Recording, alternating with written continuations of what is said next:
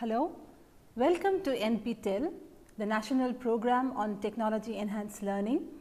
This is a joint venture by the Indian Institutes of Technology and the Indian Institute of Science, Bangalore, India. I am Lisa and I am here to present a series of lectures, video lectures on the subject or on the area of study known as cultural studies.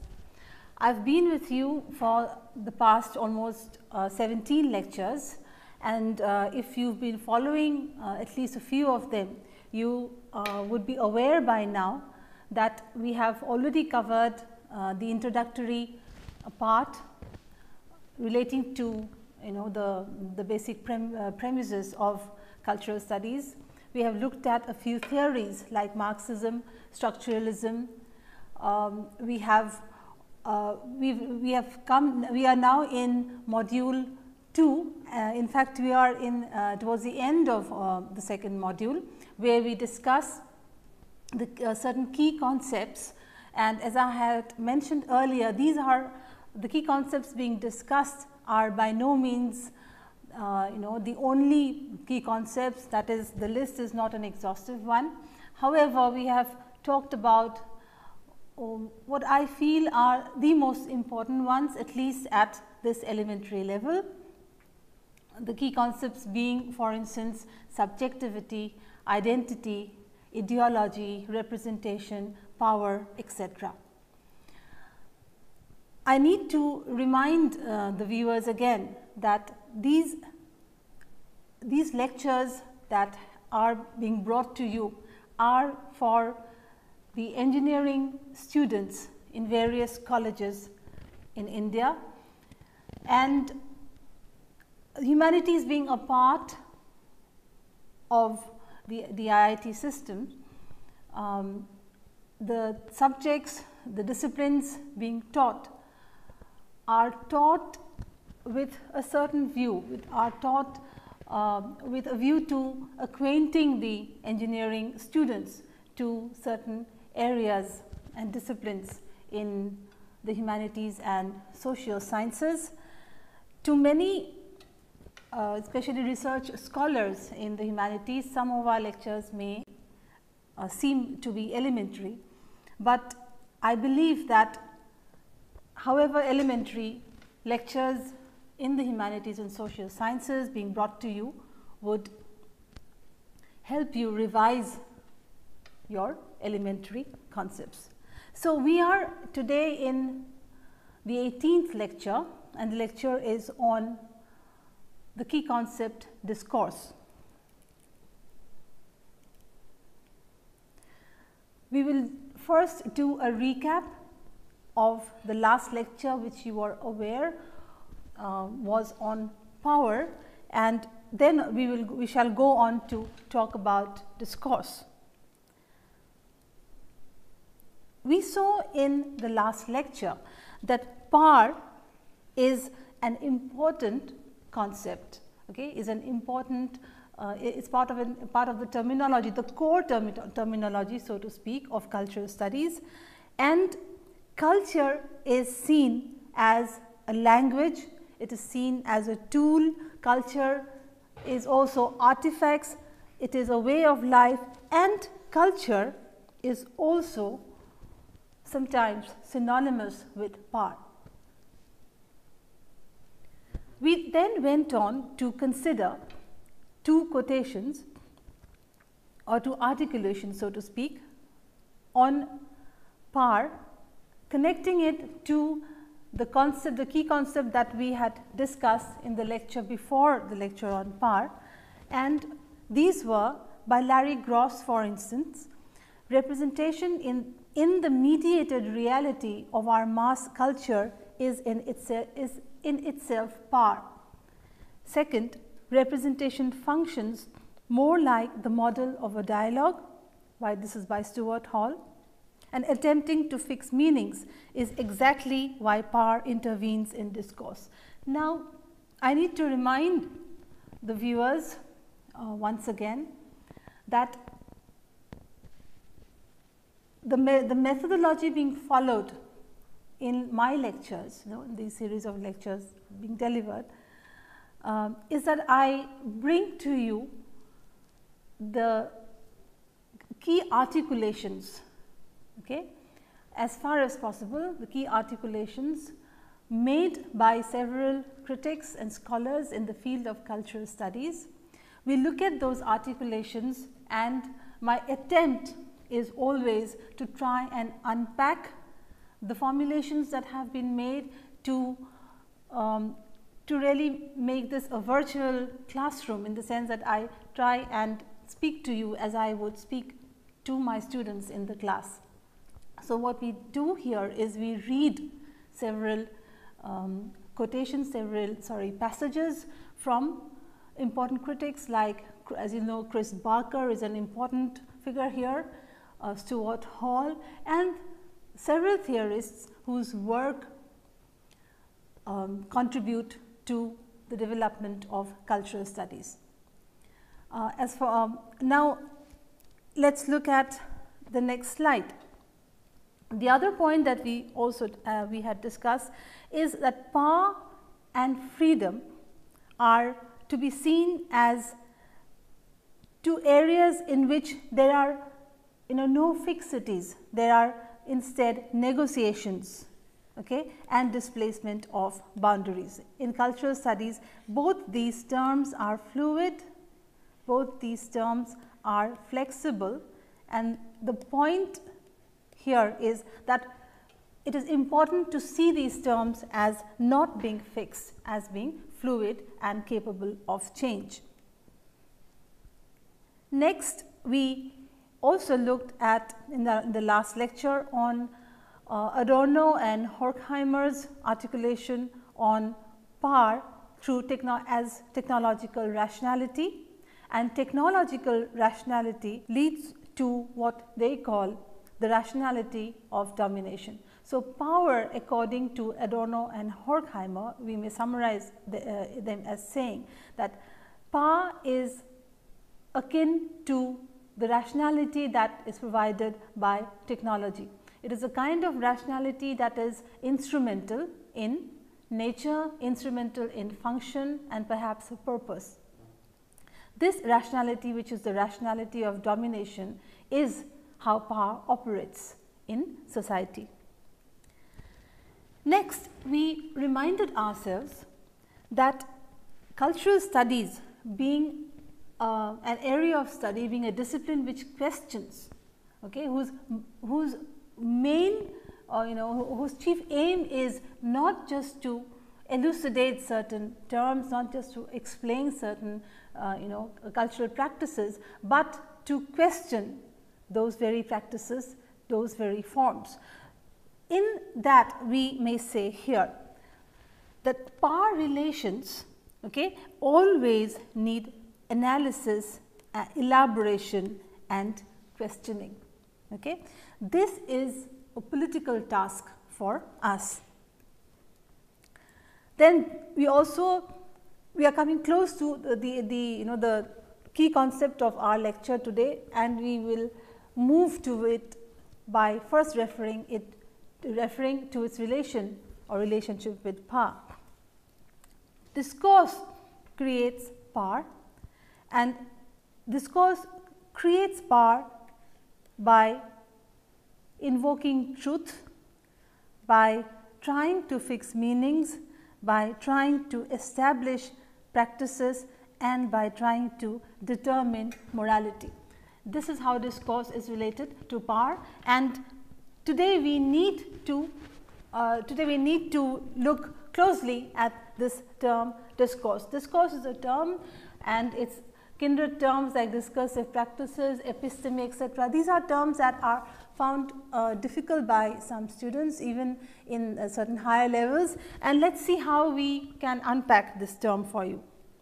Fine. So, discourse is the topic of discussion today. Now, we will first look at the formulations given by Chris Barker. First, let me read the first paragraph. Referring to discourse, Barker says, discourse, the routine day-to-day usage of the term discourse simply refers to a stretch of text or spoken utterances that cohere into a meaningful exposition. Okay. This is what we may call is the commonsensical understanding of discourse. For instance, what do? When we talk about language, we will say that first we have letters. Okay. Letters combine to give rise to words.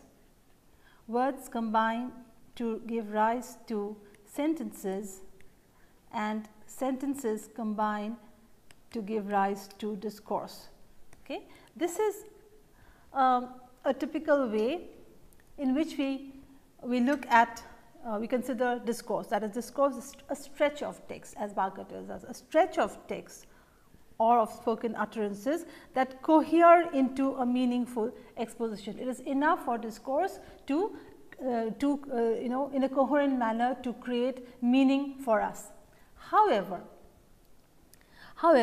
let us look at this. Cultural studies practitioners are more often than not using the concept of discourse in a more technical way. Therefore, there is a difference in how we use the term discourse in a commonsensical way and as a technical term in cultural studies. So, however, cultural studies practitioners are more often than not using the concept of discourse in a more technical way. Now, here discourse is said to unite language and practice. Discourse is not simply a matter of joining letters and to form words, to form sentences, to form paragraphs, and to form finally a coherent meaning in a discourse. Okay. Here, as in so many formulations in cultural studies, here also language and practice are said to be united in a discourse. Okay. Discourse is said to unite language and practice, and therefore, we may define discourse as regulated ways of speaking about something. This is to me a brief way of defining discourse, but something that captures the essence, okay, through particularly the word regulated. Discourse refers to regulated ways, almost as monitored ways of speaking about a subject, as if you cannot speak outside of the rules, regulations and norms of speaking about something. So, discourse unites language and practice, and discourse is the regulated way of speaking about a subject. And how is it related to practice? Okay? Through these regulated ways of speaking about something, about X, any subject or event. Okay? Through these ways of regulated ways of speaking, objects and practices through reiteration, okay, begin to acquire meaning. Okay. At extremes, the meanings are sought to be frozen, sought to be quote unquote naturalized, right. So, that we feel that there is just this way of looking at any phenomenon, any object, any cultural practice and none else.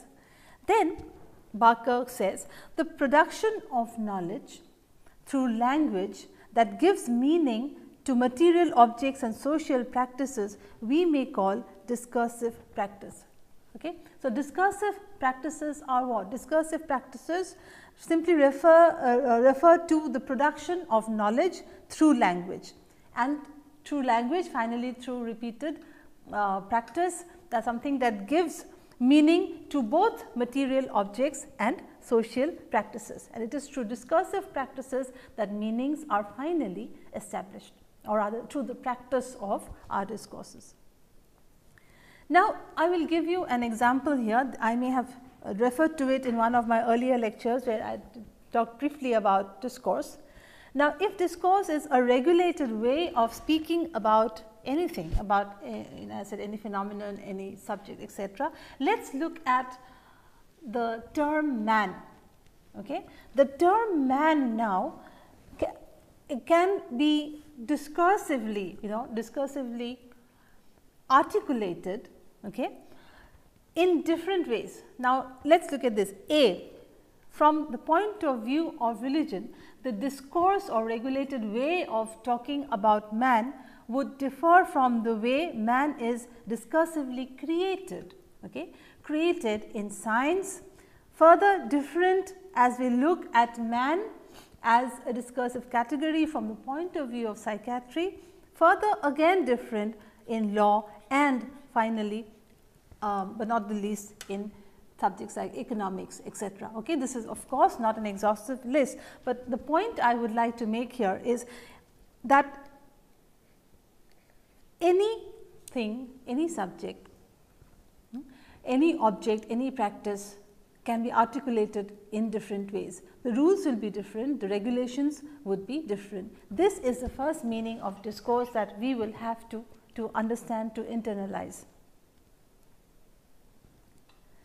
Discourse with power, okay, or discourse, of course, now you see the word here in brackets, knowledge. Discourse is a word whose within cultural studies whose synonym is knowledge. Why? Because discourse is a way of talking about something. Discourse ultimately through repetition and reiteration goes on to become knowledge. At least certain discourses go on to become knowledge. Now, when they become, these discourses become knowledge, they are also power. Why? Because they have, through a certain legitimization, they have they have a power not just as discourse, okay, but that is the power that discourse has over everyone, over everything, but also as the power that we feel that is knowledge. Okay. So, discourse as knowledge is related to power and is power. So, what happens is when discourse becomes knowledge, established discourse, okay, it creates and controls us as subjects. For instance, if you talk about man, as we saw in in this example I had given just a while ago, if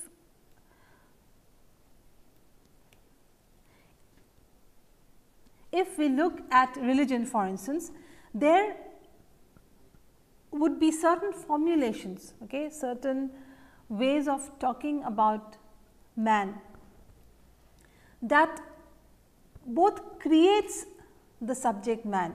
In religion, man is a certain kind of subject. Okay.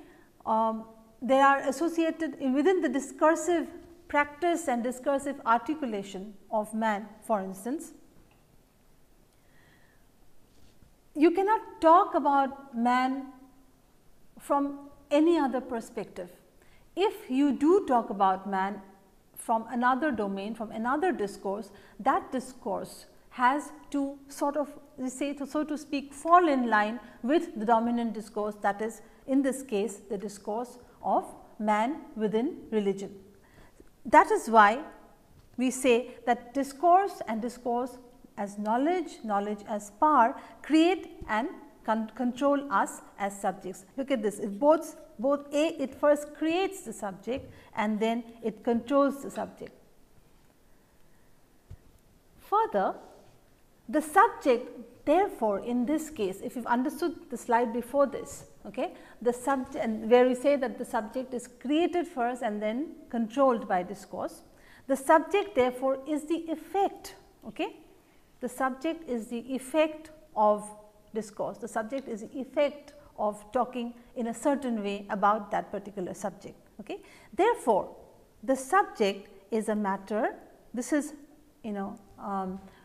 this is the articulation, or this is the claim made by cultural studies, particularly following the linguistic turn. Okay. The subject is therefore, as an effect of discourse, is a matter of language and it is a matter of practice. Okay. We will talk as we go on in this lecture, this will become more and more more and more evident to you. Discourse therefore may also be seen as the power to name, okay, the ability to create a subject. Just a while ago we talked about the discourse of religion, for instance. Okay. Now, how would religion then name man? Here naming is not simply a matter of labels. Okay? Here naming means how to fix within the discourse, how to fix the category man such that such that you can create the idea of or you have the ability to create the idea of man that is not given elsewhere, right. For instance, if we talked about man, again let us say from this point of view of as articulated in a religious discourse, okay, we will create the subject or we would create the category, we would name the category, we would make formulations on the category man by saying, for instance, within a certain discourse that man is already a fallen entity, okay, or that man is something, okay, man is something that as a subject comes to this world to atone, or to make amends for his sins, or for instance for to serve a certain entity known as God. Okay. So, it therefore names the subject as having these particular qualities, as having these particular characteristics. Okay. So, discourse is then you may say discourse is something that is extremely powerful, right, and the idea therefore is not, I would say, to fall a prey to any kind of discourse, to understand that regulate, the moment you use the word regulation, the moment we talk about discourse as having the ability, the power to name, the ability to create subjects, we also can know that it is possible for us to escape discourse. However, a note of caution here, this does not mean a kind of an opportunistic discourse hopping from one discourse to the other. Okay. For instance, if you ask me as a scholar of cultural studies, then I would largely look at the world from the point of view of the discourse of historical materialism, of dialectical materialism, as given to us by Karl Marx and Friedrich Engels. So, everyone eventually comes and rests within certain discourses. Therefore, how do we relate discourse to culture? If culture is maps of meaning, okay, if culture refers to maps of meaning, and these we have to understand that these maps are, this is something we had discussed earlier also, I would like to talk about it again for a brief while. We should realize that the maps of meaning are temporary formulations. This is what Hall had said, Stuart Hall had said. Remember that these maps of meaning are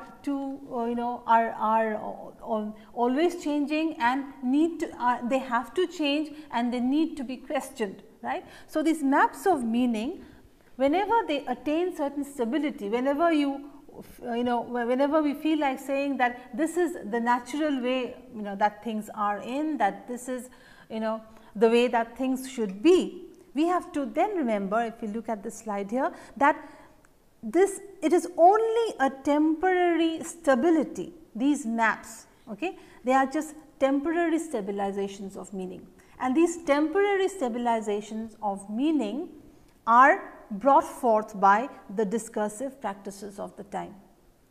Okay. So, every epoch, every era, as Michel Foucault would say, every epoch is governed by a certain discourse, governed by a certain episteme or a unit of knowledge. Okay. It is very important for us to understand that meaning, whenever meaning is stabilized or we find that meaning is being stabilized, we have to caution ourselves and have to look at it as formations that have been made, temporary civilizations that have been made owing to certain discursive practices which are the dominant discursive practices of this time. It is important to talk about this. One may feel that we are, as many would say, that we are always political. Let me remind you, or let us remind ourselves, that the whole business of doing cultural studies is, or at least a large part, a major part of the business of doing cultural studies is to destabilize meaning is to be political. Therefore, these are some of the terms that we should look at. Discursive practice is something that we have already talked about.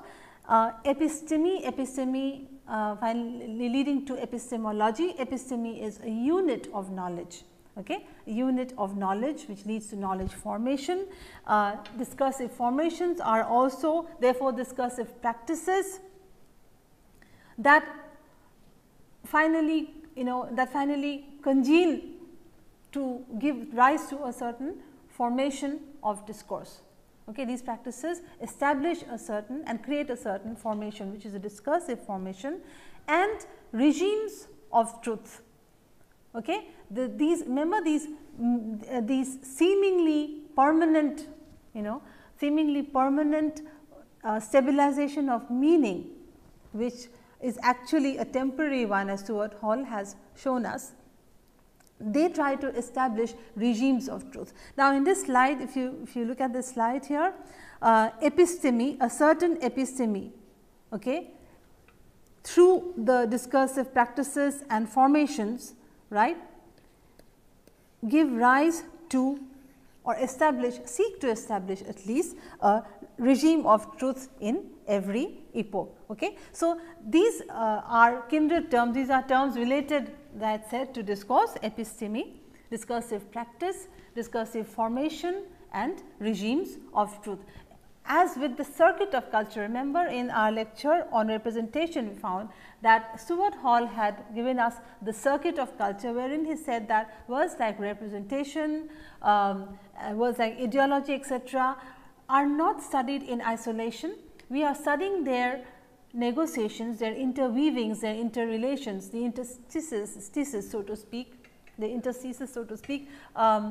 between these areas and their interfaces. Okay. In the same way here, when we talk about discourse, when we talk about knowledge and we talk about power, we have to understand that we cannot study discourse separately, knowledge separately, or power separately. We have to study these as being in a circuit. Okay. So, if discourse is a circuit, like Stuart Hall had shown us culture as a circuit, if discourse is a circuit, there are certain terms in circulation, and within the discourse of discourse, okay, within the discourse of discourse, there are certain terminology, there are certain terms that we have to get used to if we have to speak in a certain way. So, well, one of the criticisms of discourse may well be this, that even the talking about discourse, there is a regulated way in which you speak about discourse itself, that the speaking of discourse is a discourse, and within this regulated way of speaking, you have to use terms like power, like knowledge, like discursive formation and regimes of truth.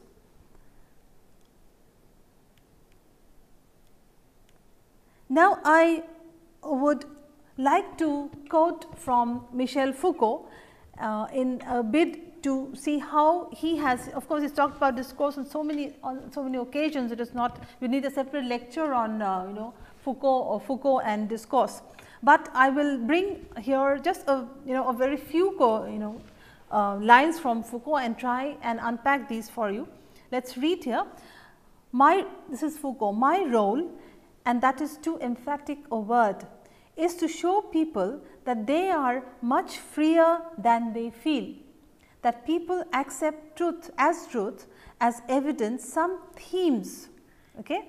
People accept truth as evidence, some themes which have been built up at a certain moment during history. This is also what I referred to just a while ago. Okay? We are saying this through Foucault's words, right? People accept as truth certain themes which he says were built up, and look at his words here, at a certain moment during history, right. These themes are we could also use the word episteme for these. Okay. These themes or these episteme are seen as truth by people, whereas the fact is, the reality is that these have been, as he says, built up at a certain moment during history. And then we read on here, and that this so-called evidence, this is important, can be criticized and destroyed. This seemingly eternal truths that all of us feel we have at particular moments of history, at particular discursive epochs, if you will, okay, is something that Foucault shows that these are creations and formations that depend on the particular epoch in which they were made, and in turn also determine the character of that particular epoch. Okay? And this so-called evidence, look at the words he uses here, this so-called evidence is something that has to be criticized, something that has to be destroyed. Okay? Next, thought does exist both beyond and underneath systems and edifices of discourse. It is something that is often hidden, but always drives everyday behaviors. Criticism consists in uncovering that thought and trying to change it, showing that things are not as obvious as people believe, making it so that what is taken for granted is no longer taken for granted. I mean, this is what else is this if it is not being political, okay? If it is not being doing what cultural studies cultural studies invokes us or impels us to do. Okay? Criticism consists, it says, in uncovering that thought, right, in uncovering the systems of discourse and trying to change it, and to show, okay, to show us as consumers of discourse that things are not always as obvious as people believe, making it so that what is taken for granted is no longer taken for granted. So, this is the way he puts it so beautifully. To practice criticism is to make harder those acts which are now too easy for us. Okay? So, the whole business of cultural criticism is to, you may use the word, is to defamiliarize the familiar regulated ways of talking about things. Next, Foucault, we will refer here to his famous, within this whole the whole business of talking about discourse, we refer to a famous phrase called the death of the author, and this is a phrase that has been so misunderstood. There are various ways in which people have interpreted and misinterpreted this this phrase, and we will now try to understand how this phrase holds meaning in the whole in the domain of cultural studies. Now, let us look carefully at this. Foucault: a work is definitely not the form of expression of a particular individuality. Okay? The death of the author means precisely this, that there is no there is no discourse or language that belongs to one particular author. When an author writes, the author writes from within a discourse. The author is already ensconced, so to speak, okay, ensconced in the in the whole format, in the whole content of the discourse, in the style of the discourse. In that sense, the author is dead. That is the talking about the death of the singularity of the author. It is not, it does not say that the author is not giving a message, that the author has nothing to say, that it is the text which is speaking. We need to be a little on guard here and to understand that what Foucault and the post-structuralists are saying is that the discourse is already there from where within one speaks. Okay?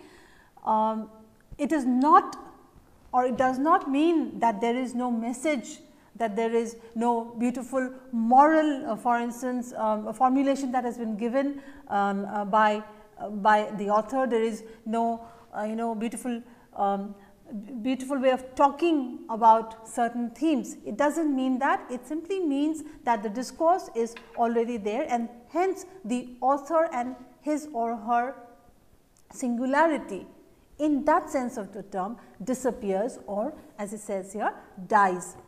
A work, now let us look at it again, a work is definitely not the form of expression of a particular individuality. The work always implies, as it were, the death of the author.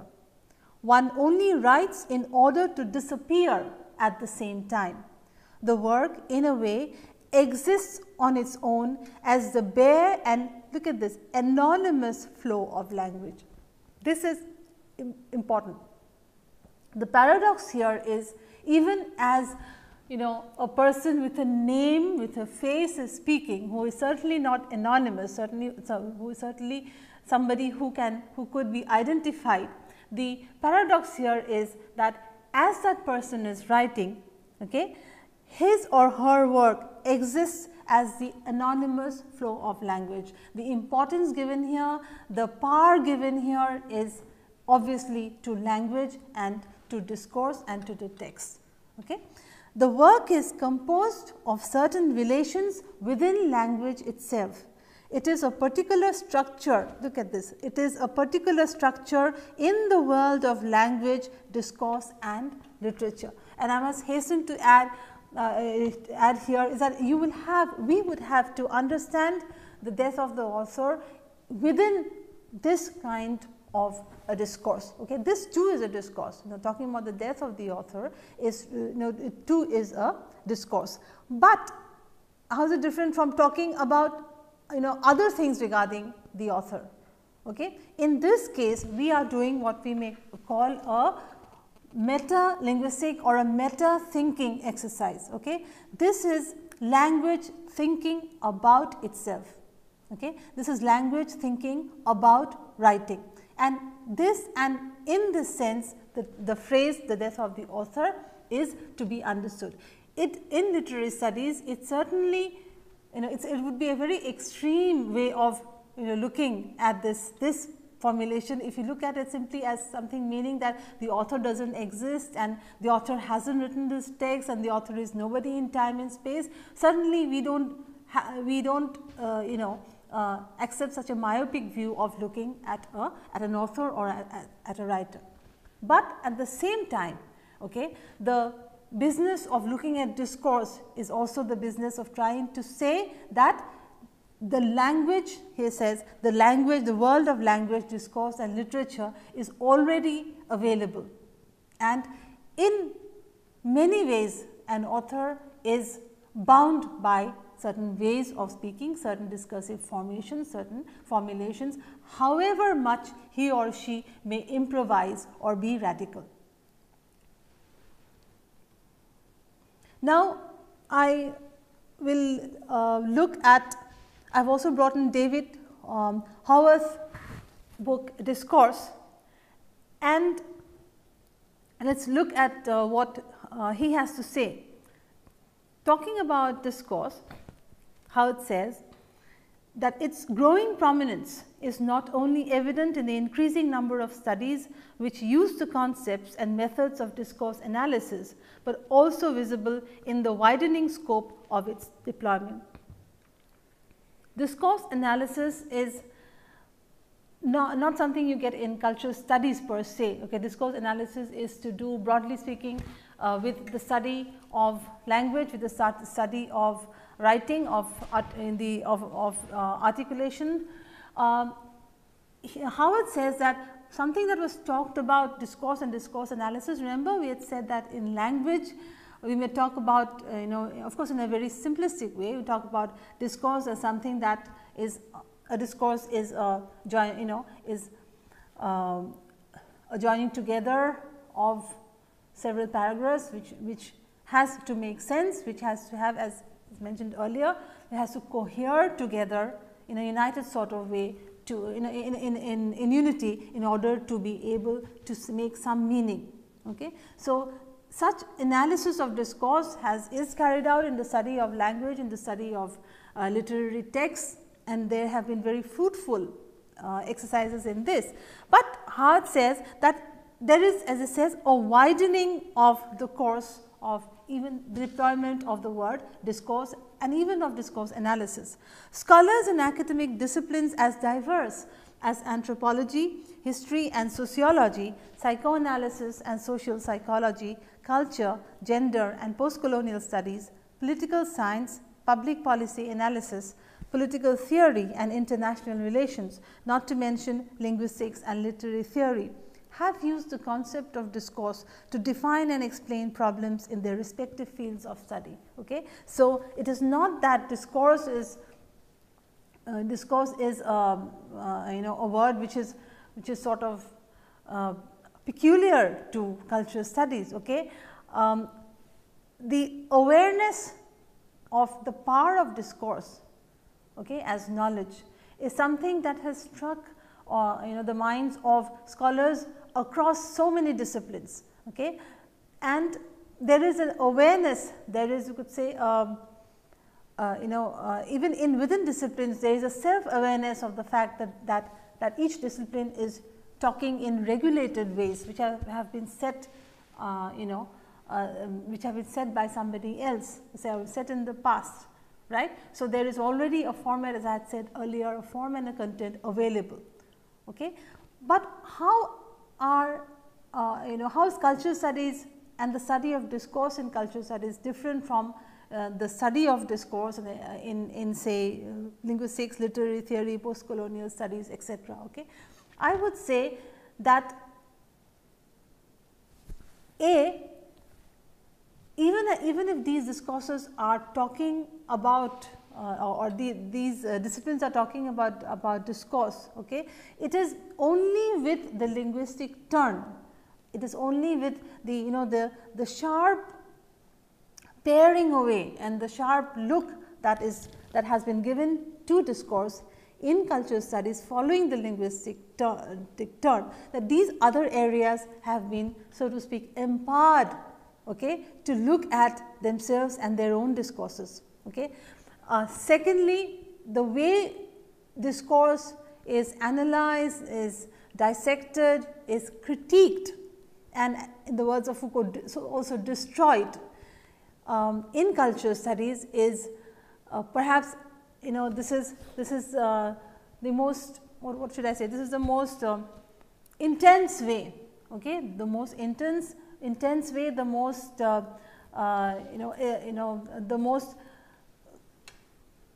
the most important way of studying cultural studies. Okay. In a sustained manner, the way in which discourses are dismantled, discourses are first critiqued and then dismantled, is something which is definitely peculiar to cultural studies.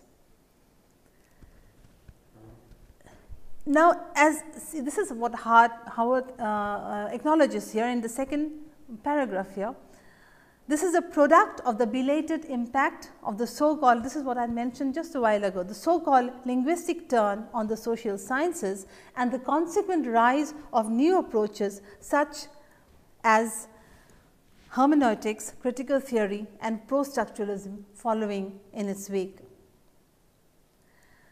Therefore, to summarize what Howard says, there is a wide scope and there is an increase in there is a widening, perhaps in contemporary times, a growing widening of the scope of discourse and of discourse analysis. Second,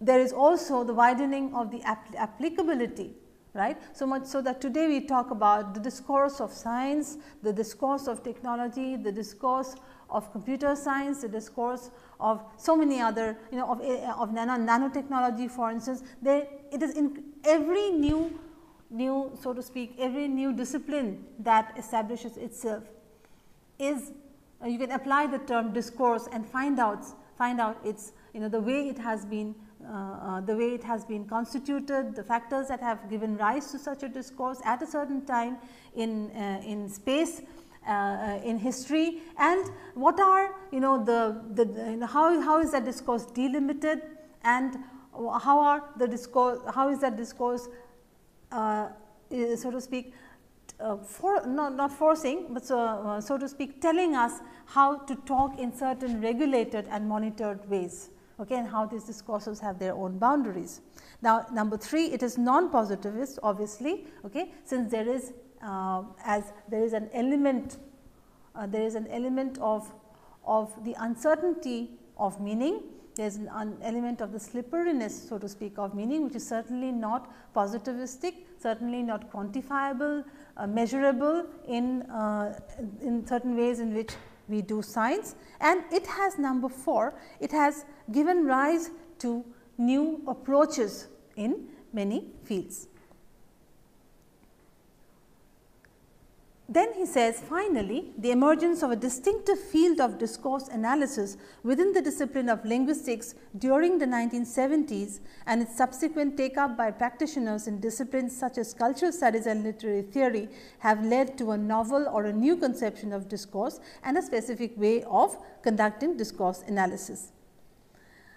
For some, discourse analysis is a very narrow enterprise that concentrates on a single utterance or at most a conversation between two people. Others see discourse as synonymous with the entire social system in which discourses literally, this is important, while we no longer talk about discourse as talking about utterances and their formations into finally into paragraphs and discourses, where we can do an analysis of these in a linguistic sense.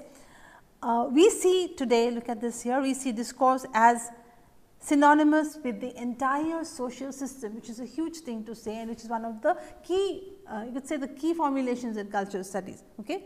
Discourse is equal to the social system.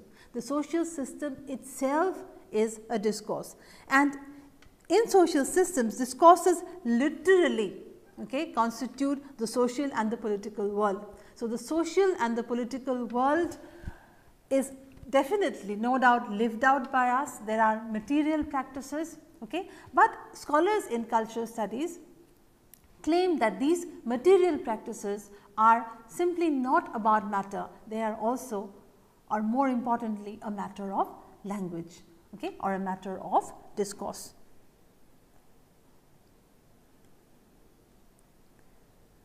He then will end with this. Discourses therefore are also cognitive schemata, in the sense that discourses are now embedded, okay, ways of thinking are so embedded in our minds, in our brains, even in our neural structures perhaps, okay, that they become schemas or they become, you know, established patterns or ways of thinking in a cognitive sense. Our perceptions, right, and even our memories, the way we give you know, the way we give attention to things, right, these you know, are ultimately decided by discourse. Discourses finally become cognitive schemata. Second, discourses are also instrumental devices. How? They are instrumental devices because they can tell us how to speak, they can tell us what to speak, and they can also determine our cultural practices. Okay? They have a certain ontological realism about that. It is almost paradoxical that we are talking about ontology, where we have always talked about non-ontology or non-ontological things, but discourses have the power of being real. It is in this sense. Okay? Discourses have the power of telling us what, you know, the essential things about things. However temporary these stabilizations of meaning may be, but they do have the power of ontology, they do have the power of giving us giving essences to things and phenomena. Finally, discourses have causal powers. Okay? These are the ways in which discourse is power. Therefore, discourses, and we end with this, are objects, they are structured systems, they are ideological systems, and they are texts. So, we now go on to the discussion and we will look at a few questions. For instance, in cultural studies, the term discourse means more than a stretch of text. Elaborate. Now, how are you going to deal with a question like this? You would then invoke Barker in saying that, well, Barker says that in for many, discourses are nothing but stretches of text or spoken utterances, but discourse is more than that, in the sense that, here look here, discourse is said to unite language and practice. It is not a matter only of speech or of writing. Okay? Discourse unites language and it unites our practices and refers to, this is very important, as I had mentioned before, regulated ways of speaking through which we can even create the subjectivity of a particular phenomenon. Okay. Next, what are the various ways in which we may consider the term discourse? The various ways in which we may consider the term discourse are objects. Discourses are objects. Discourses are structured systems. They are ideological systems, and discourses are, of course, texts. Explain the concept of the death of the author. The death of the author, through Foucault, we can explain this as not meaning that there is no author and that not that somebody didn't ever write. It simply means that the discourse is already, as I said, always already available to somebody, so much so that we can never perhaps talk about the singularity, the uniqueness as far as discourse use is concerned by a writer. Okay. However unique the writer's message may seem to be, however unique the form may seem to be, it is always tied to a way of speaking about, and all the improvisations that are made, okay, it is done within the format, so to speak, of a given discourse. Okay. So much so that we can say that, following the French poet Mallarmé said, when asked who is speaking, Mallarmé said language is speaking, and I think he fully understood the meaning of the death of the author. When he asked who is speaking, Mallarmé says language is speaking, not X or Y speaking, it is language. And as a poet, he understood, okay, how he is writing, or we all write and speak within a discourse.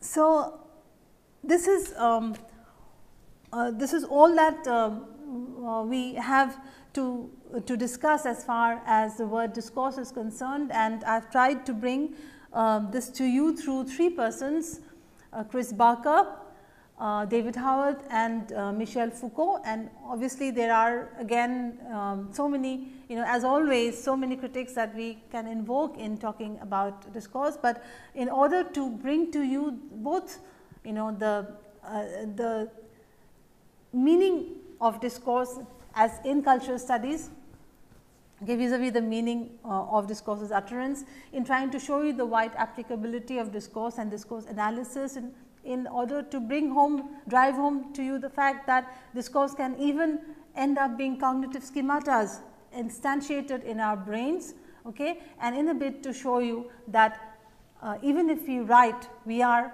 within writing and speaking from within a discourse, so much so that we have formulations like the death of the author. I hope I have, we've been able to start grasping, able to start grappling with a difficult term like discourse. Thank you.